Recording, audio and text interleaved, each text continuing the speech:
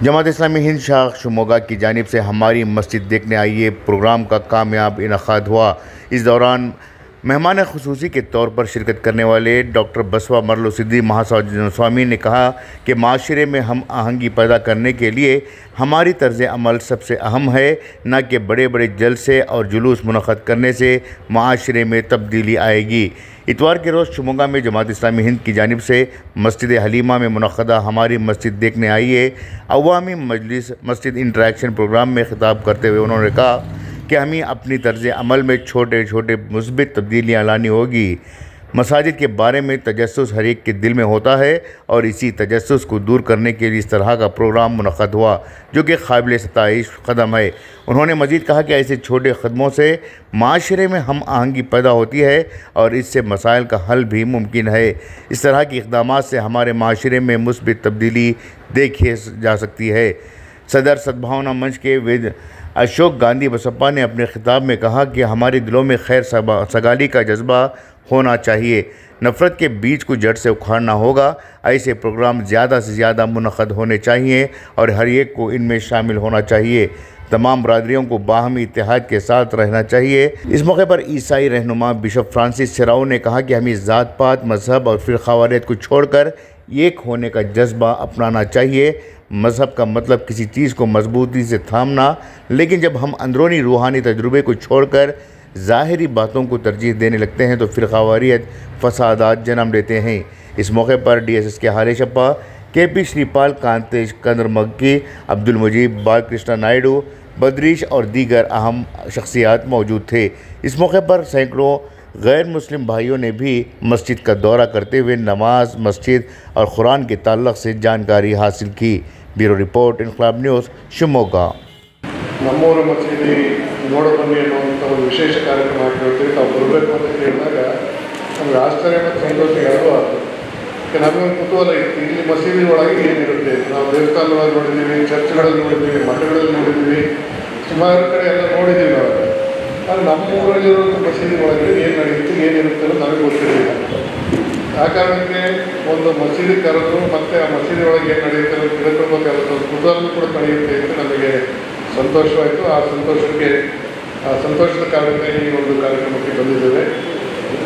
ಇನ್ನು ವಿಶೇಷವಾಗಿ ನಮ್ಮ ವಾಪಸ್ ಅದು ಕೂತಿದ್ದರು, ಅವರು ಸೌಹಾರ್ದತೆ ಅಂದರೆ ಹೇಗಿರುತ್ತೆ ಅನ್ನೋದು ನಾವು ದೊಡ್ಡ ದೊಡ್ಡ ಸಭೆ ಸಮಾರಂಭಗಳಿಂದ ಸೌಹಾರ್ದತೆ ಆಗುತ್ತಿಲ್ಲ ಗೊತ್ತಿಲ್ಲ.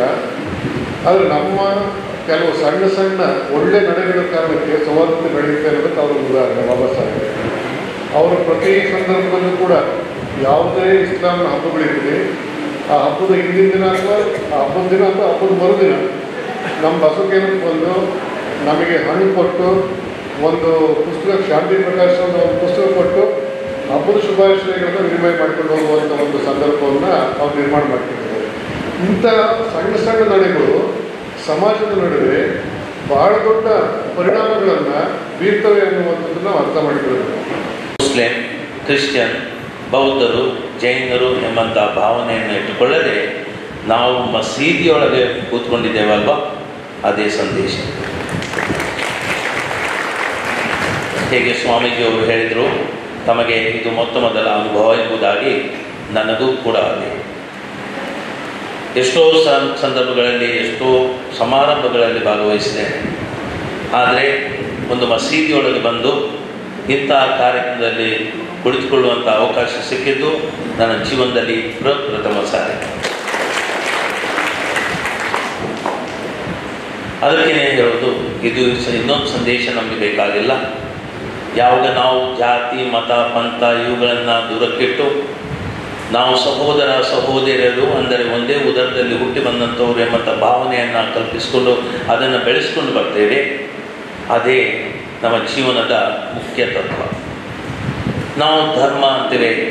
ಧರ್ಮ ಎಂಬಂಥದ್ದು ಧ ಎಂಬಂಥ ಪದದಿಂದ ಪ್ರಾರಂಭ ಆಗುತ್ತೆ. ಧ ಅಂದರೆ ಏನು? ಧ ಅಂದರೆ ಬಿಗಿಯಾಗಿ ಹಿಡಿದುಕೋ. ಯಾವುದನ್ನು ನಾವು ಬಿಗಿಯಾಗಿ ಹಿಡಿದುಕೊಳ್ತೇವೆ ನಮ್ಮ ಜೀವನದಲ್ಲಿ ಅದು ಧ ಎಂದ ಪ್ರಾರಂಭ ಆಗುತ್ತೆ. ಧನ, ಧರಣಿ, ಧರ್ಮ ಇವುಗಳೆಲ್ಲವೂ ನಾವು ಬಿಡುವುದಿಲ್ಲ. ಒಂದು ಇಂಚ್ ಜಾಗ ಬಿಡುವುದಿಲ್ಲ, ಇನ್ನೊಬ್ಬರಿಗೆ ಬಿಗಿಯಾಗಿ ಹಿಡ್ಕೊಳ್ತೇವೆ ಅಲ್ವಾ. ಅದೇ ಧರ್ಮ. ನಾವು ಯಾವುದನ್ನು ಬಿಗಿಯಾಗಿ ಇಟ್ಕೊಳ್ತೇವೆ ಅದು ಮುಖ್ಯವಾದ ವಿಷಯಗಳು. ಯಾವುದನ್ನು ಬಿಗಿಯಾಗಿ ಇಟ್ಕೊಳ್ತೇವೆ. ಪ್ರತಿಯೊಂದು ಧರ್ಮಕ್ಕೆ ಎರಡು ಮುಖಗಳಿವೆ. ಒಂದು ಆಂತರಿಕ ಮುಖ, ಮತ್ತೊಂದು ಬಾಹ್ಯ ಮುಖ. ಒಂದು ಆಂತರಿಕ ಅನುಭವ, ಮತ್ತೊಂದು ಬಾಹ್ಯ ಪ್ರದರ್ಶನ. ಅಹದ ಸದಕಲ್ಲಾಹುಲ್ ಅಲಿಯುಲ್ ಅಜೀಮ್. ಸರ್ವಸ್ತುತಿ ಸ್ತೋತ್ರಗಳು ನನ್ನನ್ನು ನಿಮ್ಮನ್ನು ಈ ಭೂಮಿಯ ಆಕಾಶಗಳನ್ನು ಹಾಗೂ ಅದರ ನಡುವೆ ಇರುವ ಸಕಲ ಚರಾಚರಗಳನ್ನು ಸೃಷ್ಟಿಸಿ ಪರಿಪಾಲಿಸುತ್ತಿರುವ ಆ ಸೃಷ್ಟಿಕರ್ತನಿಗೆ ಮೀಸಲು.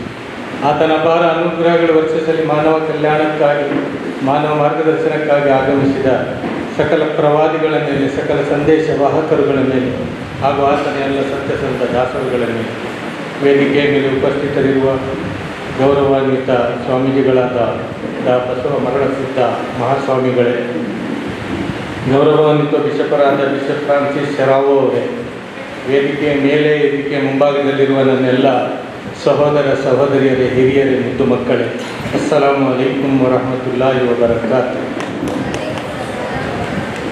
ಇದರ ಅರ್ಥ ನಿಮ್ಮೆಲ್ಲರ ಮೇಲೆ ಆ ದೇವನ ಶಾಂತಿ ಸದಾ ವರ್ಷಿಸುತ್ತಾ ಇರಲಿ. ಅದಕ್ಕೆ ಪ್ರತ್ಯುತ್ತರವಾಗಿ ಹೇಳುವಂಥದ್ದು ಅಲೈಕುಂ ಸಲಾಮ್, ಆ ದೇವನ ಶಾಂತಿ ನಿಮ್ಮ ಮೇಲೂ ಕೂಡ ವರ್ಷಿಸುತ್ತಾ ಇರಲಿ.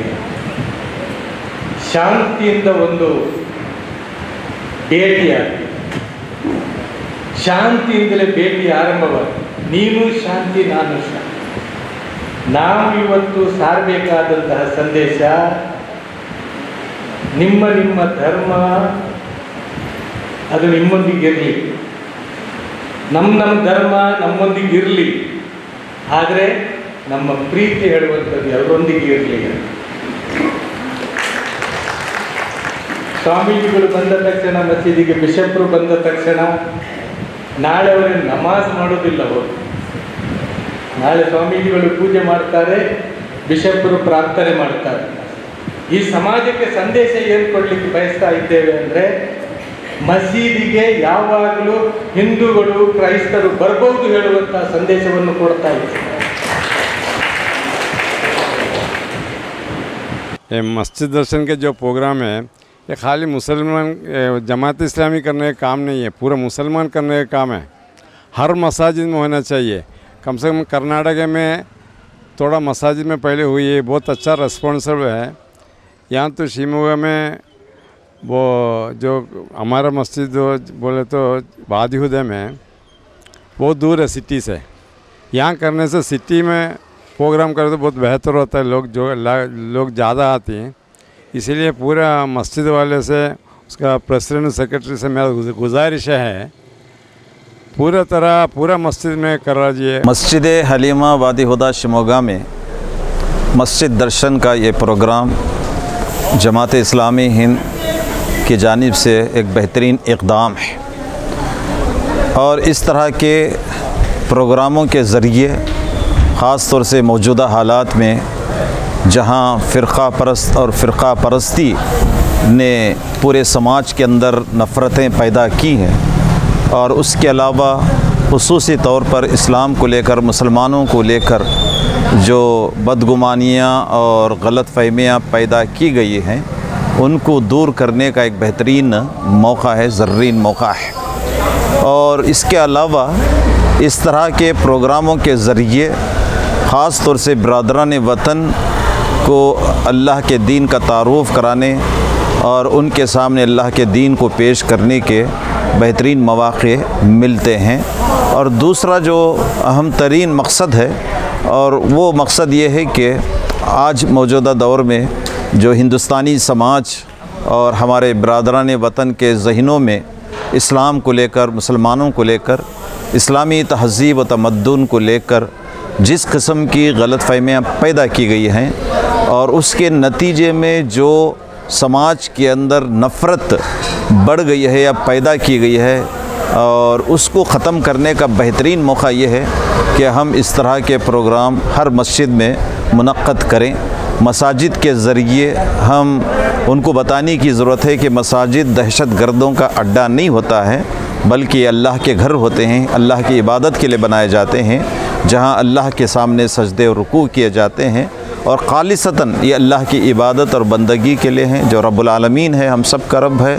और ये एक पैगाम देने का एक बेहतरीन मौका होता है। हम ಭಾರತೀಯರಾದ ನಾವು ಇಲ್ಲಿ ವಿವಿಧತೆಯಲ್ಲಿ ಏಕತೆಯನ್ನು ಬಯಸ್ತಕ್ಕಂಥ ಜನ. ನಾವು ಈ ದೇಶದ 140 ಕೋಟಿ ಜನರು ಕೂಡ ವಿಭಿನ್ನವಾದಂಥ ಸಂಸ್ಕೃತಿಯನ್ನು, ವಿಭಿನ್ನವಾದಂಥ ಆಚರಣೆಗಳನ್ನು, ಧಾರ್ಮಿಕ ಸಂಪ್ರದಾಯಗಳನ್ನು ಭಿನ್ನವಾಗಿದ್ದರೂ ಕೂಡ ಎಲ್ಲ ಜನರಲ್ಲೂ ಕೂಡ ಧಾರ್ಮಿಕ ಒಂದು ಒಂದು ಸಹಿಷ್ಣುತೆ ಇದೆ. ಮತ್ತು ಒಬ್ಬರನ್ನೊಬ್ಬರು ಪ್ರೀತಿಸ್ತಕ್ಕಂತಹ ಪ್ರೀತಿ ಈ ದೇಶದ ಮಣ್ಣಿನಲ್ಲೇ ಇದೆ.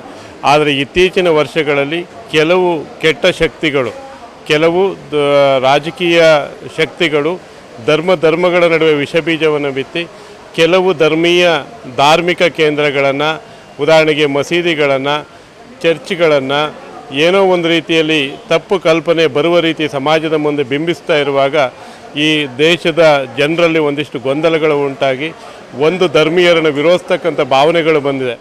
ಆದರೆ ಇಂತಹ ಸಂದರ್ಭದಲ್ಲಿ ಇವತ್ತೇನು ಶಿವಮೊಗ್ಗದಲ್ಲಿ ಜಮಾತೆ ಇಸ್ಲಾಂ ಈ ಮಸೀದಿ ದರ್ಶನ ಅಂಥೇಳಿ ಧರ್ಮದ ಗುರುಗಳಿಗೆ ಮತ್ತು ಎಲ್ಲ ನಾಗರಿಕರಿಗೆ, ಮಹಿಳೆಯರು, ಮಕ್ಕಳು ಎಲ್ಲರಿಗೂ ಕೂಡ ಈ ರೀತಿಯ ಪ್ರವೇಶವನ್ನು ನೀಡಿ ಇಲ್ಲಿ ಹೇಗೆ ಆಚರಣೆ ನಡೆಯುತ್ತೆ, ನಮಾಜ್ ಅಂದರೆ ಏನು, ಯಾವ ಕಾರಣಕ್ಕಾಗಿ ನಮಾಜನ್ನು ಮಾಡ್ತೀವಿ, ಈ ಧಾರ್ಮಿಕ ಕೇಂದ್ರದ ಆಚರಣೆಗಳನ್ನು ತಿಳಿಸ್ಕೊಟ್ಟಿದ್ದೇನಿದೆ. ಇದು ಇವತ್ತು ಇಡೀ ದೇಶಕ್ಕೆ ಮಾದರಿಯಾಗಿರ್ತಕ್ಕಂಥದ್ದು.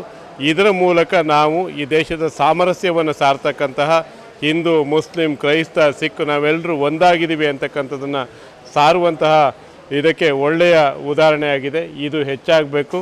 ಈ ರೀತಿಯ ಬೆಳವಣಿಗೆಗಳು ಸಮಾಜದಲ್ಲಿ ಹೆಚ್ಚೋದ್ರ ಮೂಲಕ ದೇಶದ ಮತ್ತು ರಾಜ್ಯದ ಎಲ್ಲ ಕಡೆಯೂ ಕೂಡ ಈ ರೀತಿ ಹಿಂದೂ, ಕ್ರಿಶ್ಚಿಯನ್, ಮುಸ್ಲಿಮರ ಮಸೀದಿಯನ್ನು ಪ್ರವೇಶ ಮಾಡಿ ನೋಡ್ತಕ್ಕಂಥದ್ರ ಜೊತೆಗೆ ಮುಸ್ಲಿಮರು, ಕ್ರಿಶ್ಚಿಯನ್ರು ಹಿಂದೂಗಳ ದೇವಾಲಯಕ್ಕೆ, ಹಿಂದೂ ಮತ್ತು ಮುಸ್ಲಿಮರು ಕ್ರಿಶ್ಚಿಯನ್ರ ಚರ್ಚ್ಗಳಿಗೆ ಹೋಗುವುದರ ಮೂಲಕ ಧಾರ್ಮಿಕ ಸಾಮರಸ್ಯವನ್ನು ಕಂಡುಕೊಳ್ಬೇಕಾಗಿದೆ. ಈ ಕಾರ್ಯಕ್ರಮ ಆಯೋಜಿಸಿದ ಜಮಾತೆ ಇಸ್ಲಾಂ ಅವರಿಗೆ ತುಂಬು ಹೃದಯದ ಧನ್ಯವಾದಗಳನ್ನು ಅರ್ಪಿಸ್ತೀವಿ. ನಮ್ಮ ಶಿವಮೊಗ್ಗ ನಗರ ಹೀಗೆ ಸಾಮರಸ್ಯದಿಂದ ಇರಲಿ ಅಂತೇಳಿ ಹಾರೈಸ್ತೇನೆ.